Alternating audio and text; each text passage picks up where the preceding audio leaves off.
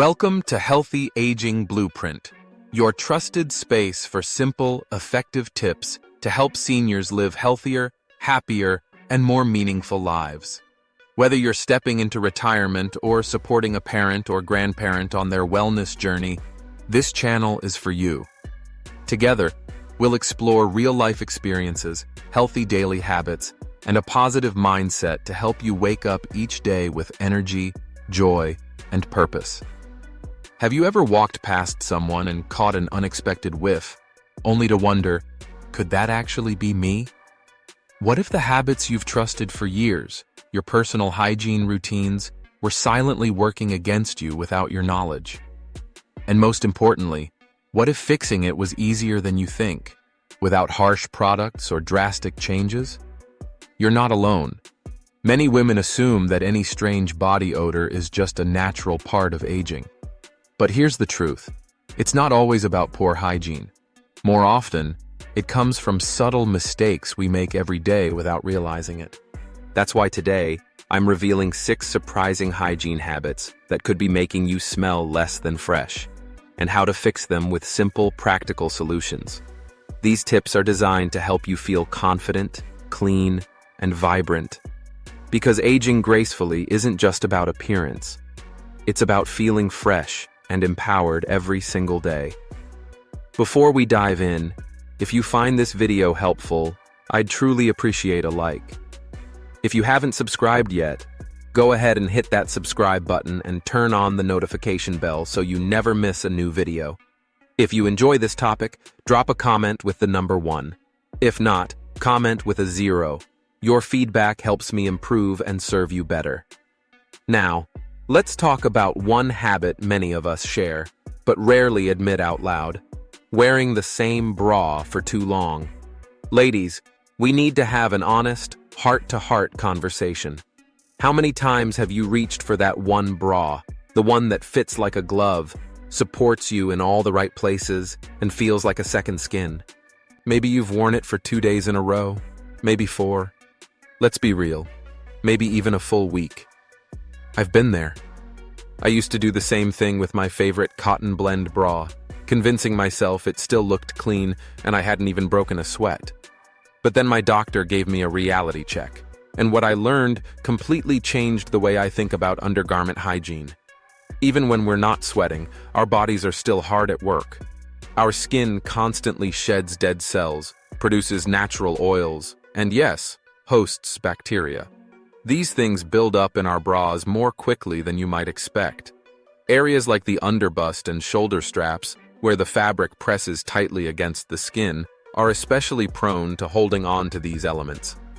Wearing the same bra day after day without washing it creates the perfect environment for bacteria and odors to thrive. It doesn't matter how clean it looks or how little you think you've moved. Your skin's natural processes are enough to make a difference. Buildup happens even when you're convinced you're perfectly clean. My doctor made it clear. This isn't just about hygiene. It's about skin health, especially as we age. As we grow older, our skin becomes thinner, more fragile, and far more absorbent. That means it not only picks up odors and bacteria more easily, but it also holds on to them longer. The result? A persistent smell you might not even be aware of. Let me share a personal moment that really opened my eyes. I had this go-to cotton blend bra I loved. Soft, reliable, and flattering. I wore it faithfully, at least 3 days a week. It gave me that secure, confident feeling. But then one afternoon, my niece came over. As I leaned in for a warm hug, I noticed her subtle reaction, just a slight wrinkle of the nose. She didn't say a word, but her expression said everything. Something wasn't right. And in that moment, I realized with embarrassment, it was me, or rather, my well-loved but overused bra. That brief encounter changed everything. I started reading, asking questions, and talking to professionals. What I found shocked me, and I wish I had learned it years earlier. First, never wear the same bra 2 days in a row. Giving your bras a break is essential, not just for cleanliness, but also for maintaining their shape and support. The elastic needs at least 24 hours to bounce back after being stretched. Wearing the same bra back to back weakens the fabric, leading to poor fit and less support over time. Plus, rotating your bras allows your skin to breathe and helps avoid bacteria and oil buildup that can cling to the fabric. Experts suggest owning at least 3 to 5 bras and rotating them based on how often you do laundry. This not only protects your skin, but also extends the lifespan of your garments. Next comes washing. Frequency really matters. Ideally, you should wash your bras after every 2 to 3 wears. But depending on your activity level or if you live in a hot and humid climate, more frequent washing may be necessary, even after each wear. Hand washing is best, as it helps preserve the structure and fabric. But if you need to use a machine, be gentle. Always place bras in a mesh laundry bag, choose a delicate cycle with cold water, and avoid harsh detergents. These chemicals can wear down the elastic and irritate aging skin, which is often more sensitive. And here's another thing I didn't realize. The material of your bra can make a big difference. Synthetic fabrics like polyester or spandex may be known for their stretch and snug fit, but they come with a hidden downside. They tend to trap odors, even after a wash. I learned this the hard way. These materials might feel sleek and supportive, but they don't breathe well. I eventually made the switch to breathable cotton or cotton blend bras with removable pads. Not only are they easier to clean thoroughly, but they also dry faster and feel much gentler on aging skin. The improved airflow alone makes a noticeable difference in staying fresh throughout the day. Cotton fabrics allow your skin to breathe, reduce irritation, and minimize the chances of odor-causing bacteria building up. But if you're still loyal to your favorite synthetic bras, look for ones labeled with moisture-wicking or antimicrobial features. They're a better alternative, but remember, no special fabric can replace the importance of frequent washing. I get it. Adding more laundry into your weekly routine can feel like one more chore you don't have time or energy for, especially as our pace slows with age. But think of it this way. A clean bra isn't just about avoiding an unpleasant smell. It's about honoring yourself. It's about walking into any room and being remembered for your kindness, confidence, and presence, not for a faint scent no one wants to mention. This one small change in my habits made a remarkable difference in how I felt, and I truly believe it can for you as well. If you're still with me and finding this video helpful, please take a moment to comment the number 1 below. I'd love to know you're still here. Now let's talk about something that completely caught me off guard. Not exfoliating your underarms. I'll be honest with you, until a dermatologist mentioned it during a routine appointment, I had never once thought about exfoliating my armpits. Like many women, I paid careful attention to my face, occasionally scrubbed my knees and elbows, and maybe gave my legs a little love before sandal season. But my underarms? They were entirely forgotten. What shocked me even more was learning how much this small oversight was contributing to something I had long assumed was just part of getting older. A persistent low-level odor I couldn't seem to shake, no matter how often I showered or applied deodorant. During that visit, I brought it up, almost as a side note. I told her about the faint odor that lingered even after using my trusted antiperspirant and practicing good hygiene. I figured maybe it was just my hormones shifting, or my body chemistry changing with age. But my dermatologist corrected me quickly. She explained that the real culprit was a buildup of dead skin cells, old deodorant residue, and bacteria right there under my arms. Over time, that buildup acts like a film, trapping odor beneath the surface and making even the best hygiene routine less effective. I was completely floored. I had always prided myself on having good hygiene, daily showers, antibacterial soap, even a spritz of perfume to feel extra fresh. But as it turned out, none of that was actually tackling the real source of the issue. Here's what I didn't realize until my dermatologist explained it. Most of the deodorants and antiperspirants we rely on, especially the long-lasting ones, leave behind a residue on the skin. Regular soap and water simply aren't enough to wash it away completely. Over time, this residue forms a sticky film under the arms. That film traps everything: sweat, dead skin cells, and bacteria. And it's this buildup, not your natural body odor, that leads to that lingering sour smell that no amount of perfume can cover up. As we get older, our skin's natural renewal process slows down. Dead skin cells don't shed as quickly, which means they sit on the surface longer, making the problem worse. Pair that with the frequent use of aluminum-based antiperspirants, which can clog pores, and the habit of not thoroughly scrubbing our underarms, and you've got the perfect conditions for persistent odor. So what's the fix? Gentle exfoliation, 2 to 3 times a week. My dermatologist recommended using a soft washcloth, a gentle exfoliating mitt, or a mild natural scrub, something like sugar or oatmeal, to help remove the residue without irritating the delicate underarm skin. She warned me against using harsh tools like pumice stones or gritty scrubs. Those can cause micro tears in the skin or lead to irritation, especially since mature skin tends to be thinner and more sensitive.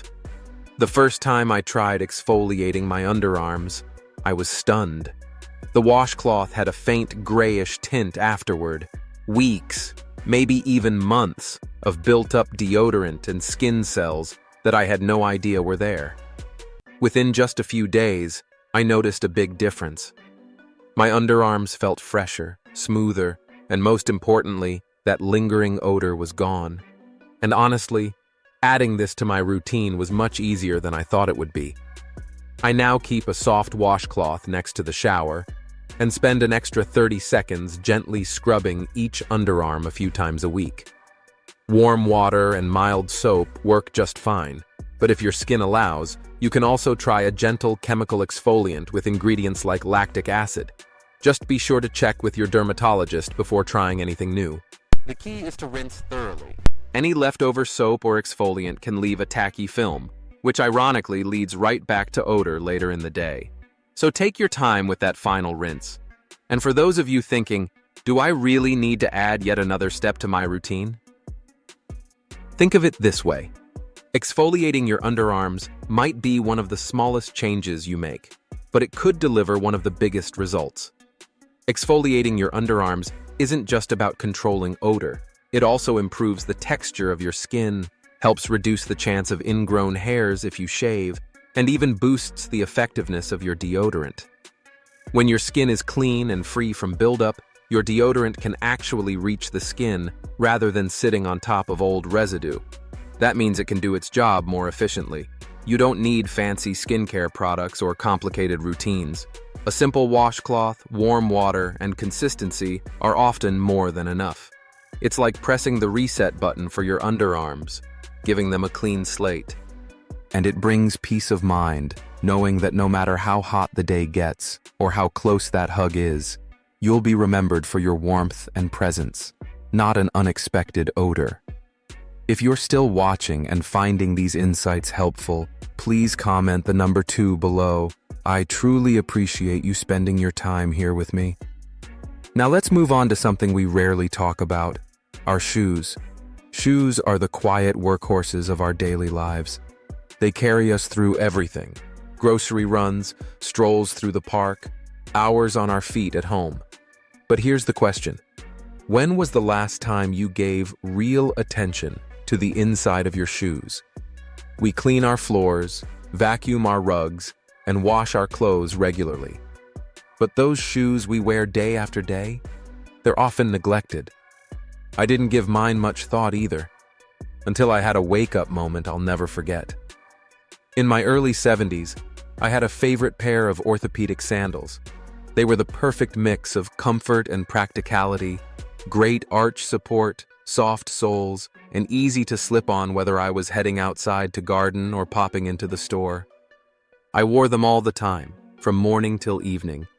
One afternoon, I was tidying up the front entryway and noticed a lingering, unpleasant smell near the shoe rack. My first thought? Maybe the dog had tracked in something, or maybe one of the grandkids had left muddy sneakers behind. But after checking around, I found the source. It wasn't the dog. It wasn't the kids. It was my well-worn, beloved sandals. And it wasn't the outer soles. It was the inside, the area my feet had been resting in day after day without a break. What I hadn't realized is that as we age, the chemistry of our bodies, and yes, even our feet, begins to shift. Hormonal changes, certain medications, and circulation issues can all affect how much we sweat and how that sweat smells. And when we wear the same shoes daily, without letting them properly air out, odor starts to build up. Add that to the fact that shoes naturally trap moisture and warmth, especially if worn barefoot or with thin socks, and you've got an ideal environment for bacteria to thrive. Another surprising factor: our sense of smell tends to weaken with age. That means we may not even realize when our favorite shoes have started to harbor unpleasant odors. What feels like a trusted, familiar pair might actually be a hidden breeding ground for bacteria. Unlike younger skin, aging skin doesn't shed bacteria as efficiently, and when moisture from sweat lingers in the linings of shoes, it creates the perfect storm for odor to settle in and stay. But here's the good news. This problem is completely preventable with just a few simple changes. First, never wear the same pair of shoes 2 days in a row. Much like with bras, your shoes need a chance to fully dry out between wears. I now keep at least 3 pairs in rotation and give each pair a full 24 to 48 hours to breathe. I place them in a well-ventilated spot, ideally near sunlight, which not only dries out moisture but also helps kill bacteria naturally. If your shoes have removable insoles, take them out and let them air separately. Many insoles are machine washable, or you can clean them by hand using mild soap and warm water. Doing this regularly keeps odors in check and maintains better foot hygiene. One trick that has truly worked for me is sprinkling a bit of baking soda inside my shoes before bed. It absorbs moisture and neutralizes odor while you sleep. Just remember to shake it out thoroughly in the morning so no residue causes irritation. If you're looking for a natural, budget-friendly alternative, here's something that surprised me. Used dry black tea bags. Place them inside your shoes overnight. The tannins in the tea help absorb excess moisture and neutralize odors. I was skeptical at first, but after trying it, I noticed a real difference in how clean and fresh my shoes smelled the next day. Wearing socks or footies, even with slip-on shoes, also makes a big difference. They act as a barrier between your feet and the shoe's interior, reducing the amount of sweat absorbed by the lining. Look for moisture wicking or bamboo socks. These are breathable and naturally resistant to odor, making them ideal for warmer climates or long days on your feet. If your shoes are washable, many sneakers and some sandals are, don't hesitate to clean them. Toss them in the washing machine on a gentle cycle, or hand wash them with mild detergent. Always check the care instructions first to avoid damaging the materials. Neglecting shoe hygiene isn't just about how they smell. It can have real consequences for your foot health, too. Bacteria and fungi thrive in damp, closed environments. This can increase your risk of foot infections, skin irritations, or even toenail problems, especially for those with sensitive or aging skin. By giving your shoes the same thoughtful care you give your skin, clothing, and hygiene, you're not just eliminating odor. You're protecting your well-being and moving through your day with greater comfort and confidence. When you take the time to prevent unwanted smells from your shoes, you're not just managing odor. You're investing in your comfort, confidence, and peace of mind. After all, no one wants their favorite pair of shoes to betray them with an unexpected whiff at the worst possible moment. A little extra attention really does go a long way, helping your footwear support you, not just physically, but in every sense of the word. Now, let's talk about something a little more personal, using too much fragrance to mask odor. Let me take you back to a time when I believed elegance could be bottled in a single spray. In my 20s, I discovered my signature scent, Chanel No. 5. It was timeless, iconic. That sleek glass bottle with its simple satin ribbon held more than just fragrance. It held identity.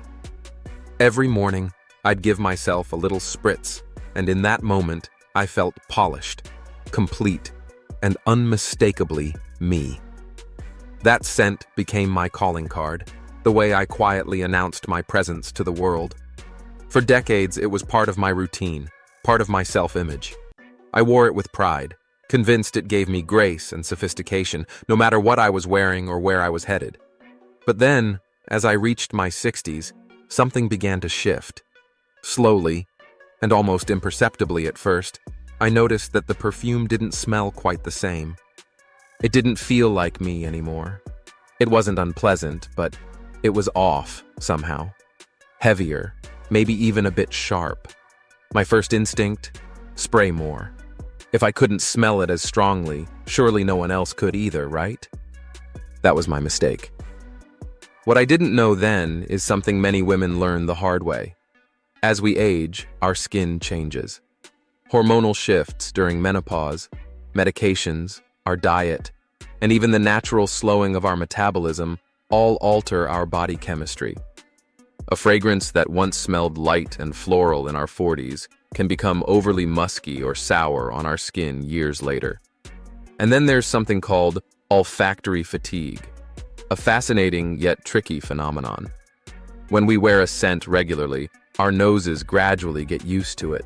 We stop noticing it, but that doesn't mean it's faded for everyone else. In fact, to the people around us, that same perfume might be just as strong or stronger than ever.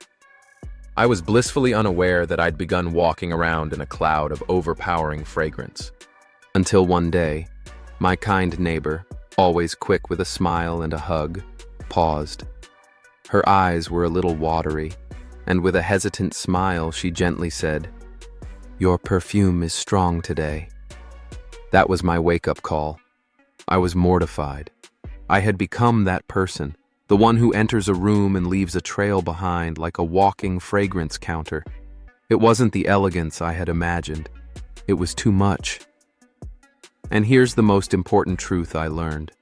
Using perfume to cover up body odor doesn't work. Not really. Whether the source is sweat, unwashed clothes, smelly shoes, or even a scalp that needs a good wash, fragrance doesn't erase those smells. It simply sits on top of them, mixing and amplifying the problem. The result? A complex, often unpleasant blend that's noticeable for all the wrong reasons. Imagine this for a moment. Layering delicate floral perfume over the stale scent of unwashed underarms or leftover hairspray. It's like pairing a fine wine with spoiled soup. No matter how lovely the fragrance, it gets overwhelmed and distorted. The result? A lingering cloud that clings not only to your skin but to your clothes, your surroundings, and even the air around you. That was the moment I knew I needed a different approach. I've since traded in my heavier perfumes for something much lighter and more mindful. These days, I reserve fragrance for special occasions, and even then, I opt for an alcohol-free body mist. It's subtle, fresh, and never overpowering. It adds a soft finishing touch rather than dominating the room. But more importantly, I've shifted my focus to staying clean instead of covering anything up. That's what truly makes a difference. I carry a small pack of unscented baby wipes in my purse, not for children, but for those moments when I'm out running errands, or I've been sitting for too long and start feeling less than fresh. A quick stop in the restroom to gently wipe down my neck, underarms, or hands works wonders. It's simple, it's effective, and it keeps me feeling composed and confident without making my grandchildren sneeze or my friends dig for allergy pills. Fragrance can still be lovely. It can enhance a moment, add charm to your presence, but it should never be used as a mask. Think of it as a finishing touch, a gentle whisper rather than a loud statement. And let me tell you, there's nothing more appealing than the clean, natural scent of skin that's been well cared for. It doesn't need to shout, it just feels right. If you're still watching this video and finding these lessons helpful, please comment the number 3 below. I'm so grateful you've chosen to spend this time with me. Now let's shift to something most of us never think about, our hair accessories. Let's be honest, when was the last time you actually cleaned your hairbrush, comb, or that favorite scrunchie you keep tucked in your bag? If you're pausing to think, you're not alone. For years, I thought washing my hair was enough. I'd shampoo, condition, style, feeling fresh and clean, without giving a second thought to the tools and accessories I used daily. But I was wrong. Each time I brushed through my hair or pulled it back with the same elastic band, I was unknowingly reintroducing a mix of old oils, product residue, and bacteria right back onto my clean scalp. There was one scrunchie in particular that I absolutely adored.